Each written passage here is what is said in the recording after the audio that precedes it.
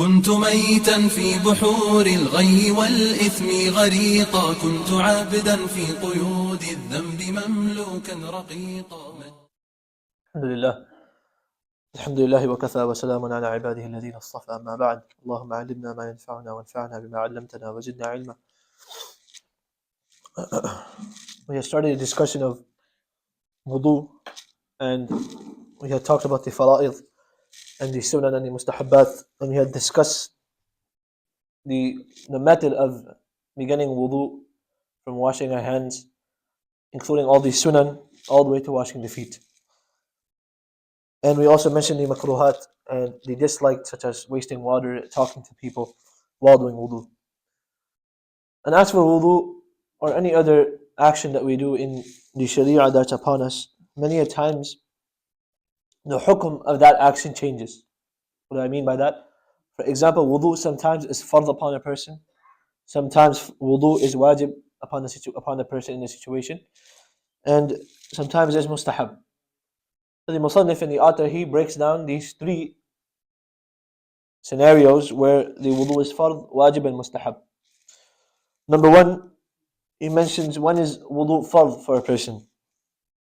Obviously, number one is if a person wants to fulfill his salawat throughout the day, he needs wudu. That is the first scenario in which wudu is necessary.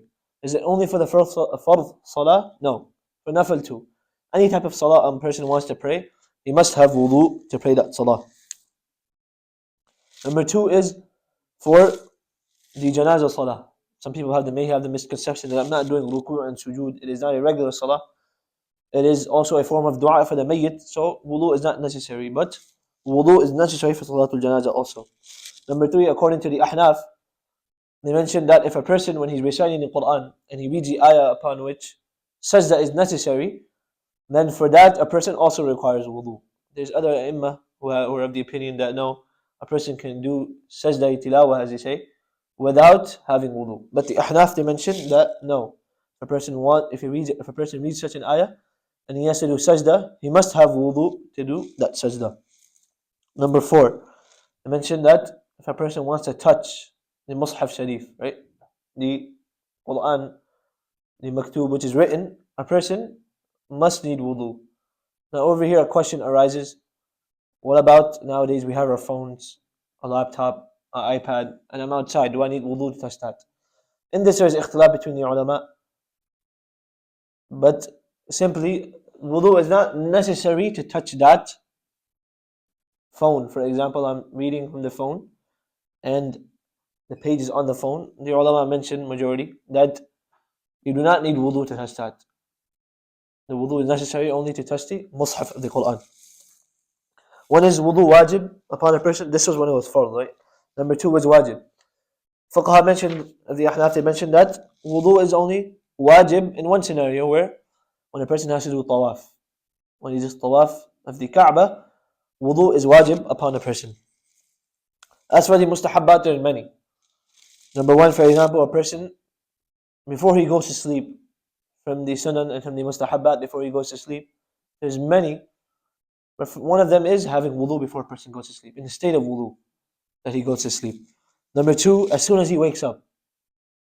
In other words, this tells us that a Muslim should always try to be in a state of tahara and wudu. He should not be in a state, if he has the ability and he has the chance, he should try to make sure that he's in a state of wudu all the time. Number four, that after a person does a sin, I just backbited, I just did namimah, like we talked about many a time, a person instigated, a person caused, or he lied, or he backbited.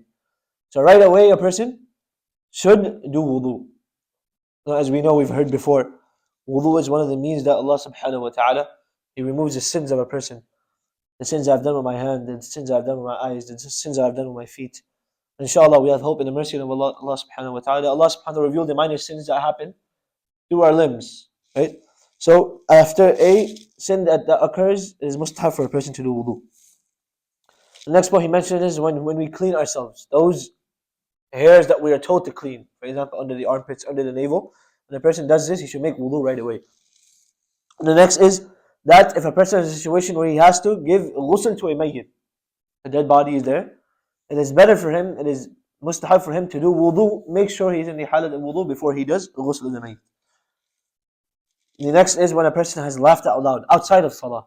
Right? The Ahnaf, they mentioned that if a person has laughed inside of the salah, he should, his salah is broken. Number two, his wudu is also broken, he should go make wudu. So, but if he laughs out loud outside of salah, the fuqaha mentioned the person should also make wudu in that state. And as we mentioned before, it is encouraged for every single person that every time the salah time comes in, I have to pray dhuhr, I have to pray asr, I have to pray maghrib, I have to pray isha, and I have the ability, I have the chance. There's no problem. I have time. There's 10 minutes, 15 minutes left in salah. The bathroom is there. The wudu area is there. I can easily go make wudu. It is encouraged for a person that he does a fresh wudu for every salah. Now, in the winter especially, it's very easy to pray with one wudu, many salawat, because salah is coming one after the other very quickly. But even then, if a person does so, he will get rewarded, inshallah. Next point he mentions that if a person is in a state of junub, what is junub we mentioned? A person who needs to take a shower. And while he's in that state, he needs to take a shower. He wants to eat something. He wants to drink something. And he has not taken a shower yet. Then it is mustahab for that person to do wudu and clean himself before he eats or drinks. He shouldn't just be in that state, go eat, drink. He should make wudu and then go do so. And the next point comes from the hadith that person, when he's angry, becomes very angry. Right? We learn from the hadith that if a person's standing, he should sit down. If a person's sitting, if he has space, ability, the situation is not prohibiting him from, he should lie down. Another hack, as we say, life hack, is make wudu right away. And this actually works. Sometimes it sounds weird, who's going to do that? If a person feels angry, imagine a Sahabi came to Rasulullah sallallahu alaihi wasallam. He said, Ya Rasulullah, advise me. He said, La taghdab, don't be angry. A Sahabi said, Ya Rasulullah, ask me, advise me. He said, La taghdab, don't be angry. Then he said, Ya Rasulullah, okay, advise me something else. In return, like, okay, I get it, don't be angry. Again, he said, La taghdab, don't be angry, right? Anger is one of the biggest root causes of a lot of things, a lot of problems in our life, whether it's marriages, whether it's other situations and decisions we have to make. So anger is one of those things we have to remove from ourselves constantly. And this causes are happening. So one way after a person has become angry is to make wudu. A person will cool down, inshallah. Another is that if a person for adhan, for iqamah, for khutbah, right? These things is mustahab for a person to do wudu. This clears up the misconception that many times when brothers ask that if I want to do adhan and I don't have wudu, am I allowed to do that? Yes, you are allowed. A person is allowed to call the adhan or do iqamah without having wudu. But obviously, if a person is doing iqamah and he's standing there and he doesn't have wudu, that really doesn't make sense because he has to pray the salah right away. But technically, that fi'l itself, wudu is unnecessary for that. The next point, which is very important, the Musannif he mentions, the ziyarat Nabi sallallahu alayhi wa sallam, that when we go to Madinatul Munawwara, along with wudu, there's many other adab. Unfortunately, today, nowadays, we don't have the opportunity to sit with the mashayikh and learn from them and ask them. This is something to learn. This is something to want to learn. Now, what is the adab that I'm supposed to have before I enter the blessed land of Nabi sallallahu alayhi wa sallam? It's not like Switzerland or some other vacation spot that we're going to, right? This is the holy land of our Prophet sallallahu alayhi wa sallam, right? So one of the adab of going to do a ziyarah of the qabr of Nabi sallallahu alayhi wa sallam is be in the state of wudu, to be in the cleanest state possible, right? There was a sahabi in the time after Sulh Hudaybiyah, and Allah subhanahu wa ta'ala, He gave Islam started to flourish, and there was tribes coming from far corners of the Arabian Peninsula, and they were coming to do bay'ah. One such tribe came once, and they came to Medina, and they were so excited to say, Bay'ana Rasulullah, Bay'ana, and they're telling, Ya Rasulullah, we're here, we're ready to accept. There was a Sahabi, I'm forgetting his name right now, but he was with that tribe, he reached Medina, he relaxed, he took a shower, he put his best clothes on, and he came to Rasulullah sallallahu alaihi wasallam. He said, Ya Rasulullah, I'm ready to give bay'ah.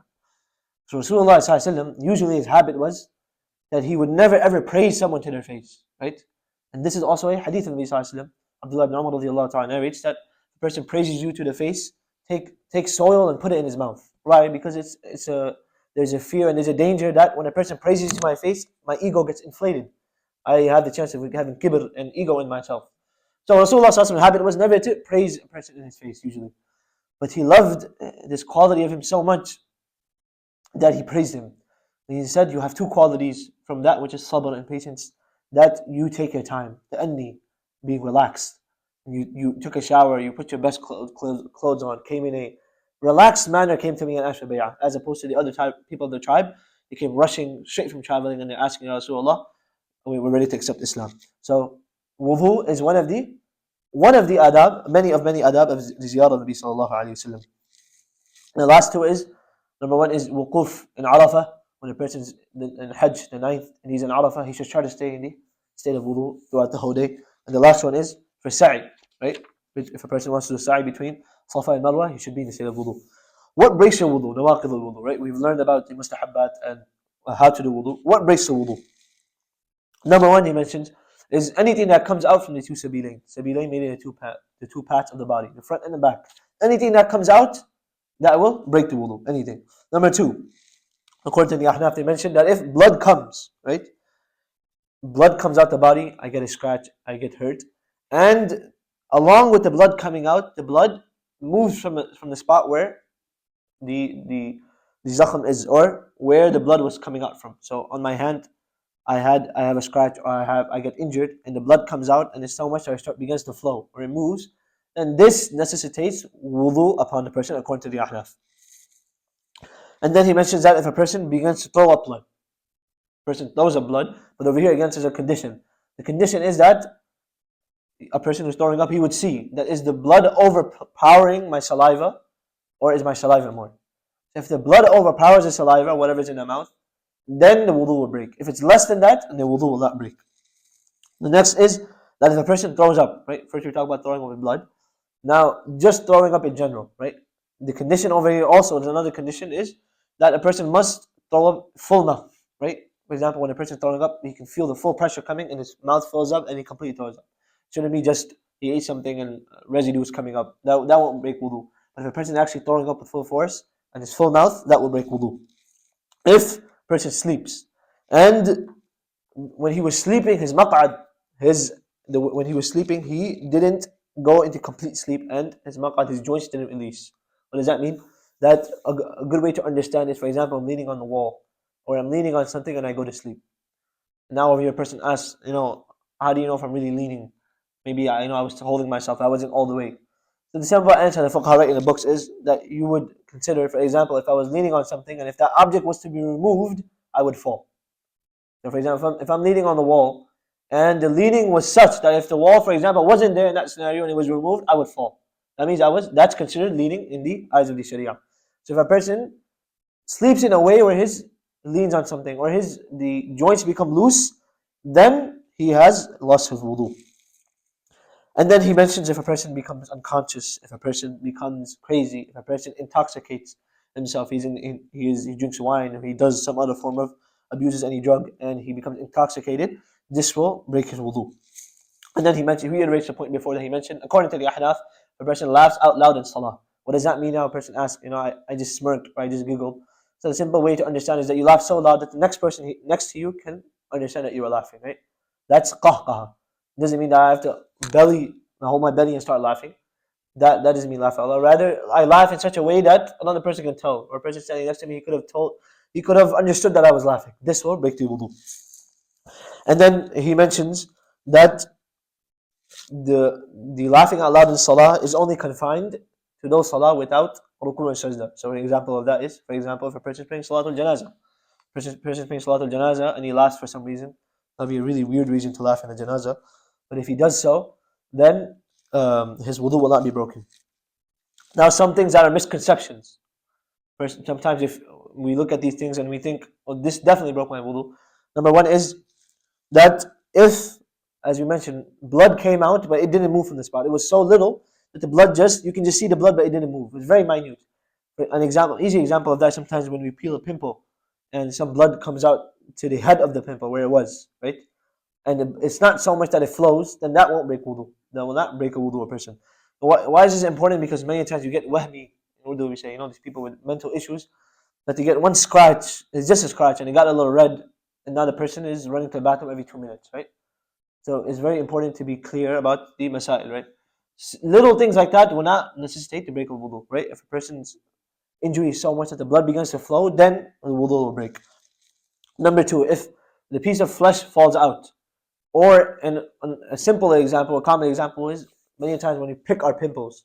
When the youth, many times a person has a pimple or some sort of flesh on his body that he is able to pluck or remove.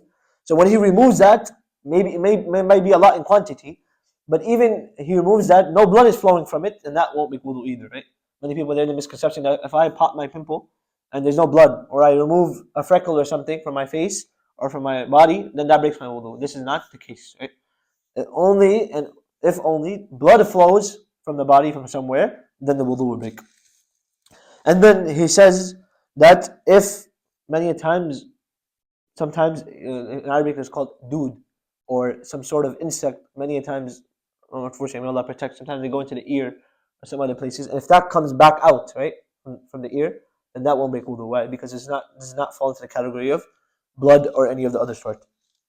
If a person vomits, but the condition was he has to vomit full mouth. If he didn't vomit full mouth, it was a little bit, this will also not break wudu. If the person was in salah and he went to sleep, he was in Cape to Fajr, he was very tired and he went to sleep. Whether he was standing, whether he was in qu'ud, he was sitting, if he went to sleep, his wudu will not break, right? Obviously, if he went to sajda and you touch him barely and he falls to the other side, yes, obviously his wudu will break, right? But if a person is standing or a person is sitting in a tahiyyat, in qa'da ula, qa'da akhira, and he went to sleep, his wudu will not break. Although some ai say obviously it's better if a person praying at home, he should go and do wudu and pray and pray salah again. But technically the wudu will not break in this scenario. If a person touches his ala, right? If a person touches his private part, according to the ahnaf, this will not break the wudu. But according to the other Imam Shafi'i, Imam Malik, other Imam, they say it does break wudu, right? They have different ikhtilaf, whether it's bare, with no clothes, with the back of the hand, the front of the hand. There's a lot of discussion, right? But the point here to understand is, the other Imam do say it breaks the wudu. The ahnaf, they say it doesn't break the wudu. Now does that mean now I touch all I want and I come to salah as much as I want? No, obviously, right? Why? Because the other Imam have this qawl, and this brings to the other point that my teacher used to always say, if you're in a situation where you have to lead the salah, right, and you have to lead the people, then you should also adhere to all those things which are possible for you. Person is leading salah and he makes wudu, he should not touch his ala. Number 2 is masul mar'ah. According to the ahnaf, Imam Hanifa rahimahullah, his qawl was that touching a woman does not break the wudu. Imam Shafi'i says it does break the wudu because of the clearness in the Quran. أَوْ لَامَسْتُمُ النِّسَاءَ. Imam Hanifa interprets the ayah differently, right? But over here again, the point is, a person who's in that position, he should stay away and protect himself from even this, from touching a woman before coming to lead salah. But to clear up the misconception, other imams say it does break the wudu, the ahnaf say it does not break the wudu. And the last condition is, if a person is dozing off and he has not went to sleep fully, that will also not break wudu. The wudu will only break when he is in such deep sleep that if his joints become completely loose. I make dua to Allah subhanahu wa ta'ala. May Allah stretch and follow me and all of us act on as he said. Any questions? كنت ميتا في بحور الغي والإثم غريقا كنت عابدا في قيود الذنب مملوكا رقيقا مد لي الشيطان من أسبابه حبلا وثيقا منكرات كنت آتيها غروبا وشروقا كنت ميتا في بحور الغي والإثم غريقا